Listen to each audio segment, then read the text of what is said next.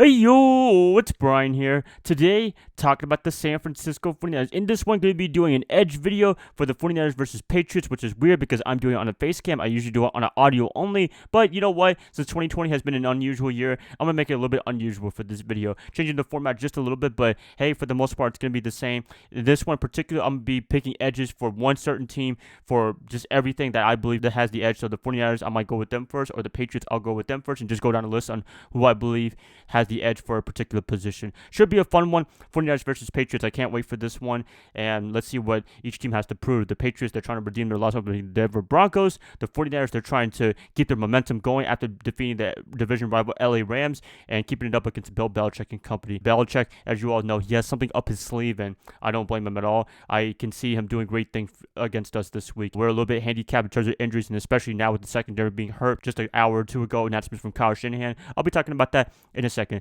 Before I get the video started, as always, please like and subscribe. That's going to definitely help you out a lot. Click that bell notification to be notified of future videos. Share the channel, share this content with fellow Iron Faithfuls. Let's get this started. 49ers versus Patriots, initial edge for each team. First up, I'm going to be actually starting with the Patriots first. I kind of want to talk about them first. I want to talk about them a little bit because they have shown some great moments, but at the same time, they have struggled just a little bit. Cam Newton as a quarterback, he's done some good things for New England, but at the same time, he is a little bit limited in his passing game even more than before. He is a little bit banged up. I mean, he did test positive for you know what, and yeah, I mean, it's been a little rocky ride for him for the past couple of weeks. The game against Denver was his low life career so far in New England, and look for a rebound game in this particular matchup. Initial edges for the Patriots. What am I going to give the edge to? First up, I'm going to be giving it to the quarterback position, Cam Newton. I know that sounds really weird, but he's a mobile quarterback, and you know how San Francisco deals with mobile quarterbacks. Not really a good job, to be honest with you. So hopefully Robert Saleh has a plan for him in particular, but it's going to be a little bit difficult. I think he can extend some plays with his arm. He's really good at that.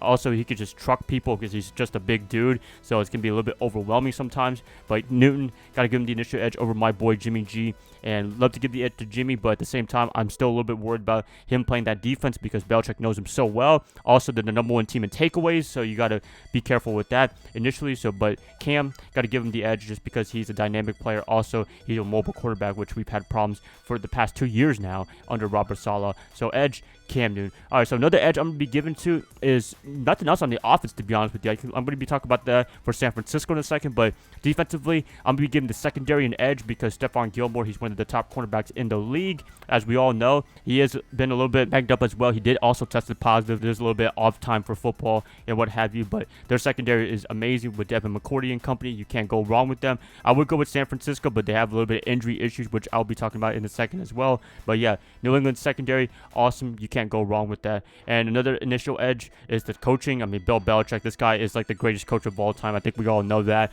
And anything he comes up with, anytime he's the coach of the Patriots, they always have a chance to win no matter what. He always puts them in a position to win games. He always picks players to fit his system in particular, making them do things that they're really good at, and you got to respect that, definitely. They're kind of an undermanned roster so far with a lot of injuries and what have you, but with Bill Belichick, you can't count them out at all in any game. So this one in San Francisco, you got to take very seriously, and I hope when Niner fans, Niner players, coaches are taking them really seriously because they're not out of the picture at all yet. So those three in particular, they might be the biggest edges, not everything for them, but at the same time, with everything going on with practices and not being able to practice too much, it kind of hinders them a little bit. But, you know, having a dynamic quarterback, having a great secondary that could pick up Jimmy G at any time, having a coach that can adjust to anything, I think those three guys, three positions, they're a big position, and they don't have to have an edge for every single one, but in those one in particular, I'm going to be picking it for them. All right, so San Francisco, almost everything else is going to go to them. If I miss something, then I miss something, but second off, going to be going with the running back position. I like JaMychal Hasty. I love Jared McKinnon, what they do.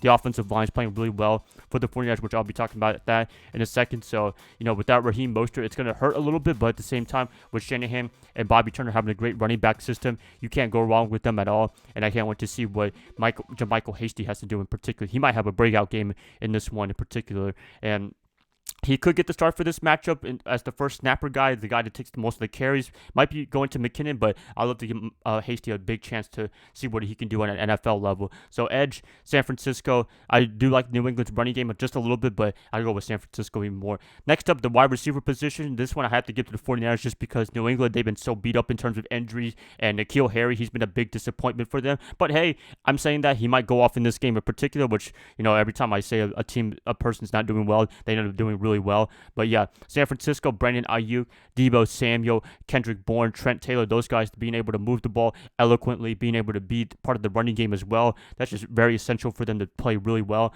And having Debo coming back, that's just an awesome addition to the 49ers in his return. And you can't go wrong with that as well. So edge, San Francisco, I love number 11, number 19 so far. Tight end position, George Kittle, I had to give him to him hands down. Even Bill Belichick is giving him a lot of respect as being one of the best tight ends in the NFL right now. So Kittle, you can't go with the people's tight end. Can't go wrong with him at all. He's going to be a big game planner. I can't wait to see what Kyle Shanahan has against the Patriots defense. So Kittle, initial edge. Next up is going to be the offensive line. I have to give it to the 49ers. In this one, I was a little bit concerned because Ben Garland is going to be gone for a little bit. Trent Williams, did have a scare of an ankle injury, but he looks like he's going to be 100% practicing both, I think, yesterday and Thursday, which is awesome. I mean, I meant to say Thursday and Friday. Wednesday he didn't practice because they did get some MRIs on what's happening with him. He should be good to go, and if they can play the way that they have been playing in the game against the Rams, then this should be a very good game for them. I expect them to keep the momentum up. This is probably the most pivotal point of their offense, is to have a great offensive line, because they've seen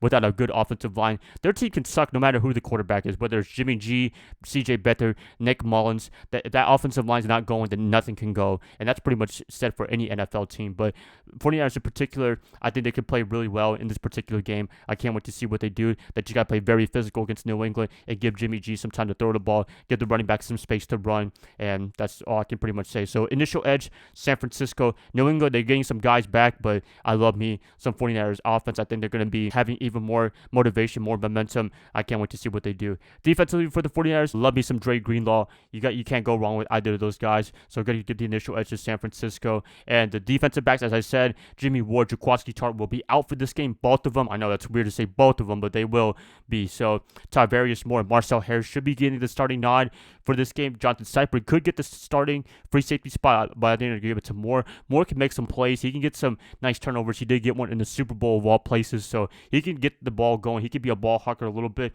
Marcel Harris, he's a very physical guy, but he's just a terrible tackler. I mean, I've seen him just whip some tackles, miss a lot of guys. I mean, the game against the Saints last year, that was just the epiphany of Harris. I mean, making nice physical plays when he hits someone, but if he whiffs on someone like Marcus Williams, then it doesn't look good at all. So, I'm really high on them, but at the same time, I love to have Jaquaski Tart in this particular matchup, but hey, he won't be available. So a lot of edges to the 49ers, but the Patriots, they might have the key edges that could beat us.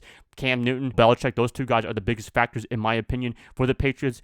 For the 49ers, Jimmy G, everything rides and dies with him, essentially. He has to play really well. We know Bill Belichick's going to take away the running game. Essentially, we know he can try to take away George Kittle, so you're going to have to use Debo Samuel, Brandon Ayuk, definitely, and we'll see what that leads us to. But Jimmy G, he has to be the big man in this matchup. Hopefully he is, but we'll find out after this Sunday. But yeah, we're relying on him a lot. I didn't give him the initial edge over Cam Newton, but hopefully he's motivated to play really well against his former coach, former team, and we'll see what that leads us to. So yep, that's pretty much it, you guys. Quick edge video right here, and hopefully you guys did enjoy this kind of format in particular, and that's all I could pretty much say. Please let me know what you guys think about the 49ers and Patriots. Who would you give the initial edge to for each team? I like what you guys say in the comments below. If you guys like this, please like and subscribe. That's going to help me out a lot. I'll be catching you guys up tomorrow on Saturday when I kind of hype it up for tomorrow on Sunday. I'll see y'all then. Bye, guys. Love y'all. Y'all have a great rest of your night. Go Niners all day.